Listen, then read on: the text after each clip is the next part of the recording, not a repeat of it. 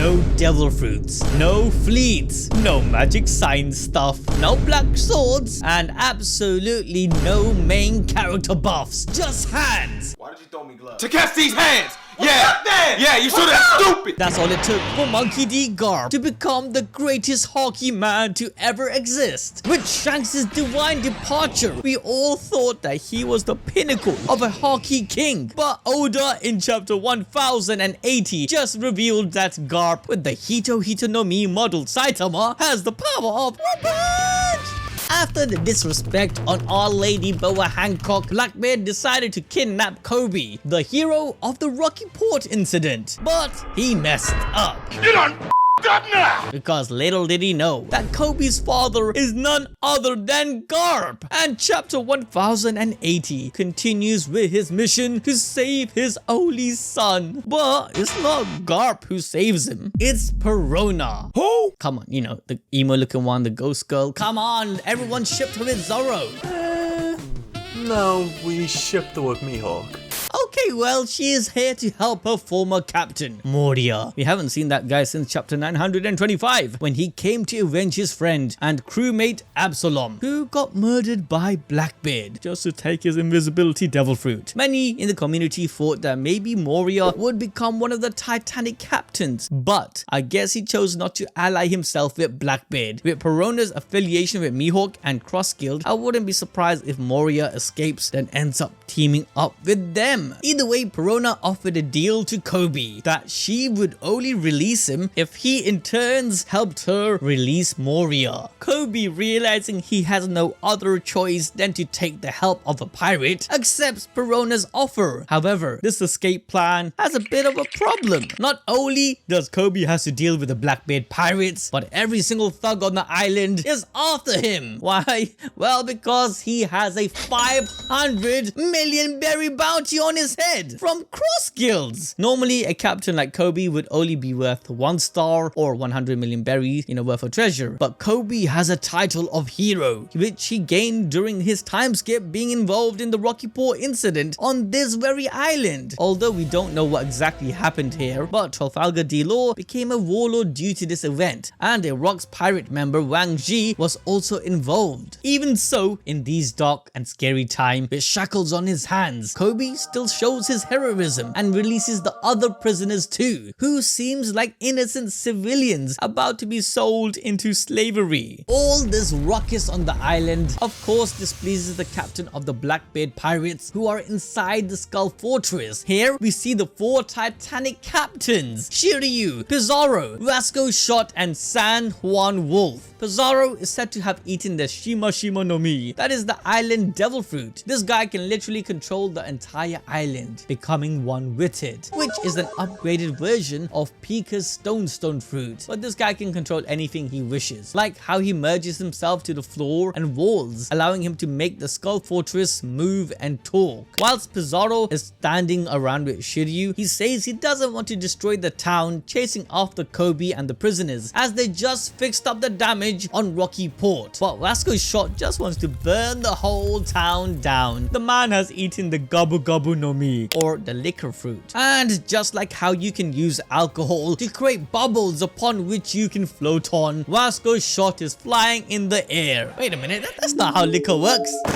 The mad thing is that due to it being made from alcohol, it becomes flammable. Hence his reasoning to burn everything to the ground is because he can. We then get to see San Juan Wolf, who's eating the Deca no Mi, or the enlarged fruit. He's basically a giant who ate a giant fruit, making him a larger giant. Anyways, his giant ass is just having a nap though. From their reaction, it's clear to see that Pizarro is the one keeping together, ensuring everyone stays sensible in the absence of their captain. Now you're probably wondering, why the hell did Blackbeard even capture Koby in the first place? Well, Blackbeard, as always, has a master plan, and now wants to make his pirate island an official kingdom approved by the world government, where he will rule as the king. Now to do this, Blackbeard needed a notable marine to trade as a bargaining chip, similar to his, loss of offer he did with Ace in becoming a warlord. I don't know why he thinks the world government will fall for this trick again, but this actually parallels Rock's Zebek, who also was stated in wanting to become the king of the world by challenging the celestial dragons and leading his merry group to God Valley. Now, I'm not saying this theory is 100%, but the idea of Blackbeard being an incarnation of Rocks is slowly coming together. Either that or Blackbeard's connection to Zebek is beyond admiration. But unfortunately for Blackbeard, there might be a slight problem in his plans. He captured a marine that's not a marine. Turns out, Sword members are actually Marines that have renounced any affiliation with the world government. They still continue the work as Marines, but they have a different goal. By submitting the resignation, Sword members do not follow the Marine code. Rather, they can be seen as a Ranger squad. The formation of Sword likely stemmed from Garp wanting to leave after Marineford. However, due to public image, Kong requested him to stay, but not without any conditions. We can finally now make sense of Garp's actions in wanting his kids to become Marines with this goal in mind, as Sword aren't bounded by any chain and can do anything they like, including attacking a freaking Yonko without the approval of the world government. But due to this, the government takes no responsibility of these members and therefore can be cut off at any time. This tells us that Sword is not part of the world government. They are a faction inside of the Marines who have their own code of ethic. Time and time again, there has always been a question of what does the justice that is written behind a Marine's back even mean in One Piece. Under Sengoku and the start of Akainu's reign, the justice of the Marines allowed them to sanction heinous criminals like Doflamingo free reign on the seas as a warlord. This was because it's easier to keep track of a mad dog that's on a leash. Although it might try to bite you, you have the power to contain it. However, even if this philosophy prevented mass suffering, it came at the cost of the people of Dressrosa, citizens of Alabasta, and so on. But after the abolishment of the warlord system, Akainu's absolute justice came into full effect, meaning no compromise. The warlord system, get that shit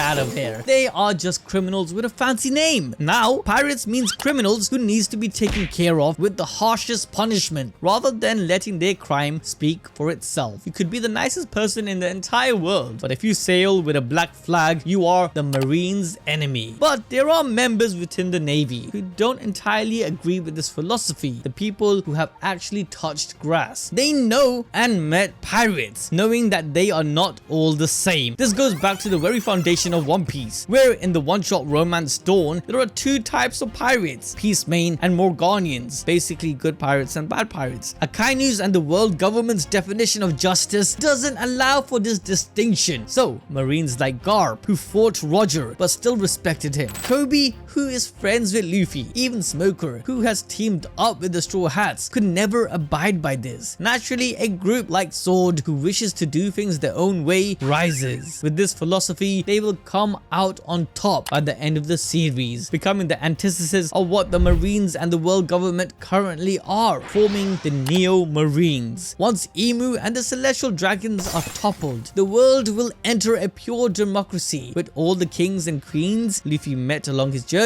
becoming the forerunners behind this. The Marines will be backed by Sword's ideology, which will bring worldwide peace. Instead of wasting their manpower on indentured servants or pirates who mean no harm, they will only be targeting evil people, wasting no resources in doing so. With that, the Sword members have come to save Koby. We start off with Commander Hibari, the same chick who was sobbing her eyes out with helmet pull when requesting G14 to help Koby. She's a sniper that uses Vegapunk's weapon called GP Flower, with bullets that turn enemies' gunpowder into, you guessed it, flowers. Not too far-fetched than a normal Delphin ability actually. As Koby gets cornered, she is the one to help him escape, and with her antics, I think she is Koby's girl. Come on guys, he did pretty well for himself. Congratulations. We also get to see Rear Admiral Prince Grus. By his name and to how everyone else refers to him, it's likely that he was an actual prince of a nation or state, but ended up coming to the Marines, and then later joined Swords due to all the conspiracies and politics kingdoms have with the world government. armament. It's revealed that Prince Gurus has eaten the Gonyo no Mi that lets him control clay and create golems. This can even allow him to change other people's bodily composition into clay. There's also the rare Admiral Kuchaku, who's the granddaughter of the wise Admiral Suru. She's able to command anything including inorganic objects using her devil fruit called the Muchi no Mi, or the whip fruit. Also, her having the seagull on her head suggests that she is either a big fan of Sengoku, hinting that he too is part of Swords, or he is Suru's husband. What?